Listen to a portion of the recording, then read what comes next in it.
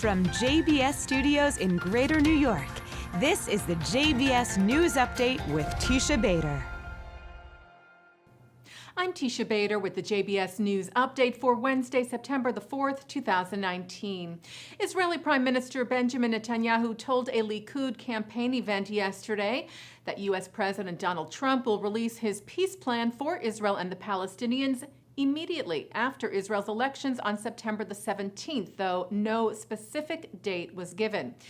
And today, Netanyahu made history as the first Israeli prime minister to deliver a public speech from Hebron in the West Ridge, also known as the West Bank.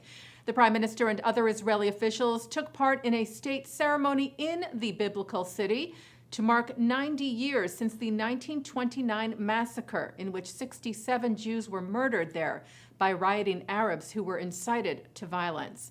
Knesset Speaker Yuli Edelstein addressed the gathering before Netanyahu and called for Israeli sovereignty in the city. Netanyahu stopped short of such a proclamation, but did vow that there would always be a Jewish presence in Hebron. He said, "We have accomplished historical justice and returned to the city of the patriarchs. Hebron will never be empty of Jews," adding, "We have not come to dispossess anyone, but nobody will dispossess us either." Netanyahu also expressed gratitude for the Palestinian residents of Hebron, who he said risked their lives to save Jews during the massacre. The Palestinian Authority, meanwhile, condemned Netanyahu's visit and address in the city, calling it provocative and politically motivated.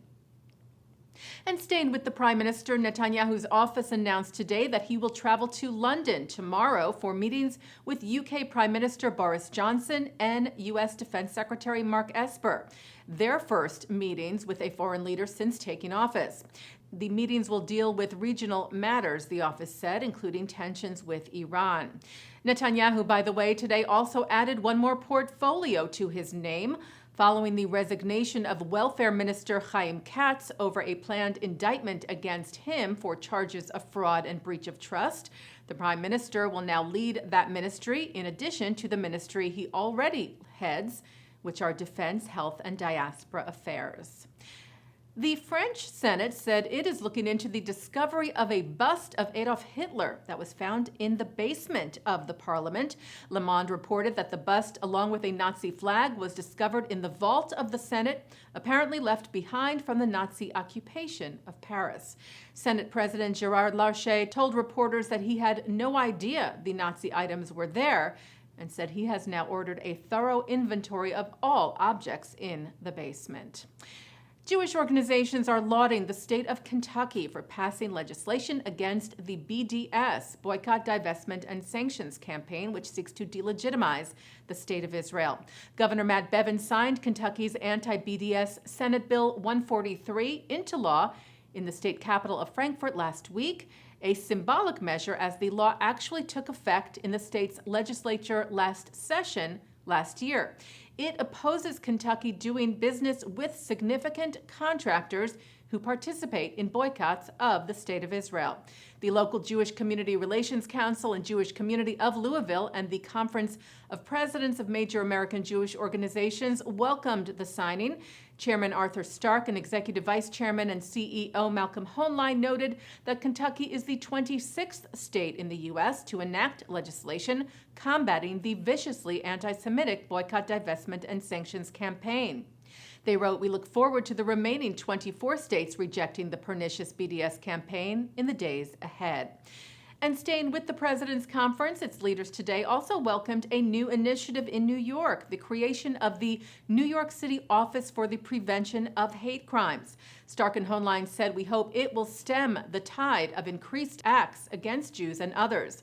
The sharp increase, they said, in bias incidents in recent years, particularly of anti-Semitic crimes, requires a coordinated approach to maximize the resources available from all facets of law enforcement, to prosecutors, to the educational system, to the voluntary sector. The American Jewish Committee announced Show Up for Shabbat 2019. If you recall, the week after the tragic shooting last October at the Tree of Life Synagogue in Pittsburgh, the AJC organized the event, which saw Jews and people of all faiths come together in droves at synagogues here in the U.S. and around the world to show their solidarity and support for the 11 victims and their families and for the Jewish community at large. On the one-year anniversary next month, the AJC wrote, it is again calling on all people of good conscience to show up for Shabbat on October the 25th through 26th, saying, let us come together to honor the victims and raise our collective voice for a world free of anti-Semitism, hate, and bigotry. We will stand united with all who share our values. Together, millions of people around the world sent a powerful message. Hate will never prevail. Taking a look now at our programming for tonight on JBS for Wednesday, September the 4th at 7 o'clock, the director of the new Museum of Polish Jewry in Warsaw and others speak at the Consulate General of the Republic of Poland in New York. At 8 o'clock, millennials discuss how the time is now to fight against anti-Semitism. That's from the Israeli-American Council of New York at JNF House.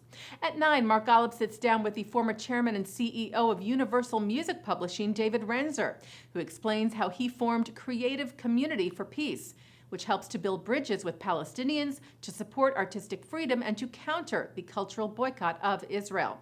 At 10, the executive director of the JCC in Krakow, Jonathan Ornstein, speaks about Jewish life in the city. And coming up right after this newscast, it's Thinking Out Loud with Micah Halpern. And that's the JBS News Update for Wednesday, September the 4th, 2019. I'm Teisha Bader.